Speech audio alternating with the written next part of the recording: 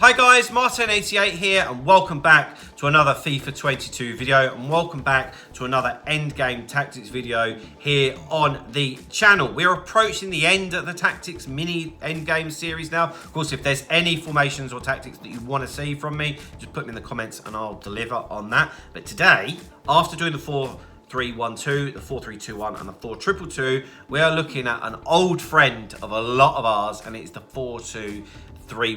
Now remember, these are the top 5 formations that I like and enjoy. Okay, so that's why I've selected the ones that I'm doing or the ones that I use, give a better first-hand opinion of them. So on screen, as always, you can see how that would play out for me. In-game, of course, chemistry-wise, I would set it up differently, but in-game, that's how it would work for me. So let's get straight into the tactics and the instructions and go through it. Now, 4-2-3-1 is a very interesting formation because it's certainly a go-to formation for a lot of people every single year. I'd say nearly everyone would start with it. Not everybody, but a large percentage of the FIFA community would start or would at least try out the 4-2-3-1. It's very common in real life as well.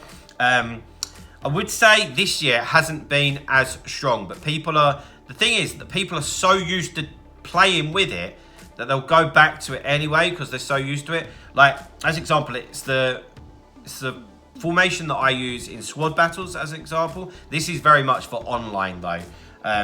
So I still have it set up, and it is a formation that I like, but I don't feel that it's that suited to this year. But if you're somebody that uses the 4-2-3-1 well, that can overpower it, you know, because if you, at the end of the day, if you know what you're doing and you've got a set way and you know how to play with it, then you are still going to have success, you know.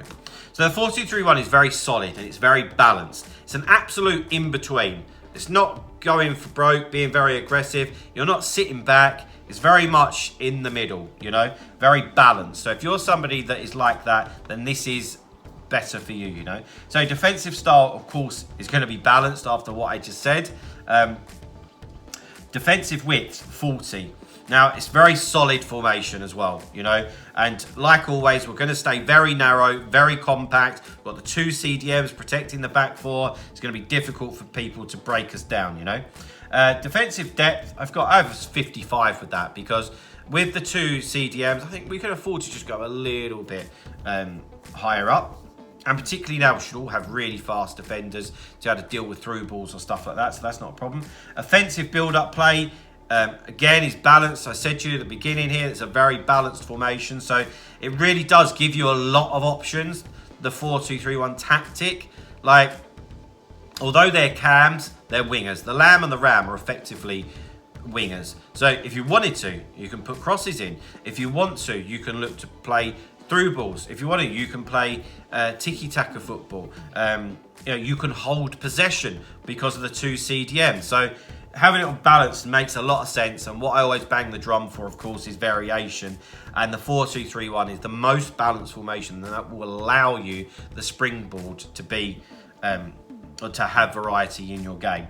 Chance creation, though, I always have on direct passing, which is a personal preference of mine. I just feel that it works well and blanket across nearly any formation. That is what I would use. Why? Because when you are attacking, some of the forward players, they will just push on a little bit and just push your opponent back a bit, which is what you want. It makes them make a decision. Are they going to go with your runners or not, basically? If they go with them, it allows you space on the ball. And if they don't, you can notice that and you've got the chance for some easy through balls. Players into the box, I have on 6. That is because you've got a striker, Lamb, Cam, Ram, and 2 CDMs. Okay, so yeah, I have that on 6. Corners and free kicks, we have on 1. Always just because of the counter attack and purely because I don't put it into the box. I say this a lot, but if you want to, if you're somebody that puts your corners into the box, then maybe up it, to be quite honest with you. It's not a problem. Okay, into the player instructions. So 2 centre backs, obviously stay back while attacking. Full backs stay back while attacking as well. But this is very much a situation where I always talk about getting them involved. We massively want to get them involved. A lot of the time, they could actually be are out ball. You know, if you're coming up against somebody that's playing a 4-1-2-1-2 narrow, 4-3-1-2, 4-3-2-1, even a 4-2-2-2, the fullbacks gonna be your out ball. Get it out to them, and then you can work your way up the pitch with them and build your attacks with them. So although they stay back while attacking, very much going to get involved in the game. Okay, so to be honest, I'd have that the other way around, but it's not that big a deal. On the CDMs, okay, this is quite important. For me, the CDMs are the two most important players in a 4-2-3-1 setup. If you've watched my squad battles tactics, you will you've heard me say that a lot. In fact, I'm going to put a link to that as well, just so you can see the difference in how I use the two formations online and offline. So that'll be in the pinned comment. So one of them, you want to stay back while attacking. One of them, unbalanced, okay? If we only have the front four attacking, that can get a little bit stale, quite predictable. And if you've got somebody that's got, I don't know, might be playing 4-4-2, right? And they've got 4 midfielders, 4 defenders back, and you've got 4 attackers to work with, it's difficult. So you need one of them just to make that extra run for you. And the other one will just sit there as a pivot for you to work your way back to. Also have them on cut passing lanes. This is a difference that you have if you have a CDM. If they're central midfielders, you can't put them on cut passing lanes. So this is for online, of course. I've cut passing lanes on both the CDMs, and I also have them on a cover centre. So it really is going to hopefully make it very difficult for us for the opponent to break us down through the middle of the pitch. Nice and compact, 2 CDMs, front of the back 2, cut passing lanes, it's going to be difficult. Okay, so the Ram and the Lamb, which is Son and Atau in this instance, are both on comeback on defence, okay, which is going to make us even more solid in terms of a defensive unit, and we're going to defend like a midfield 4 basically, but the 2 CDMs will probably be even deeper. But when we attack, we've got good get into the box for crosses and direct passing, okay? Which means that they've got 2 instructions there, which is us basically saying, get off your arse and run forward.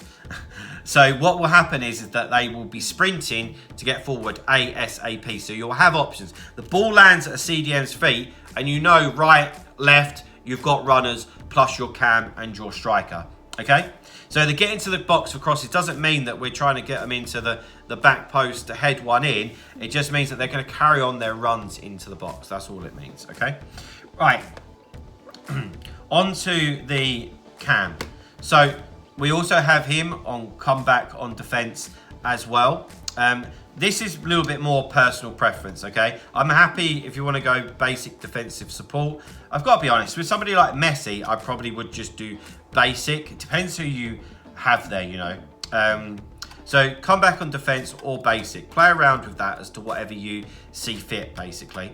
So for Messi, I'm actually going to leave it on basics, which means that he'll help out a little bit, but he'll still be there ready and waiting for you to get the ball into him.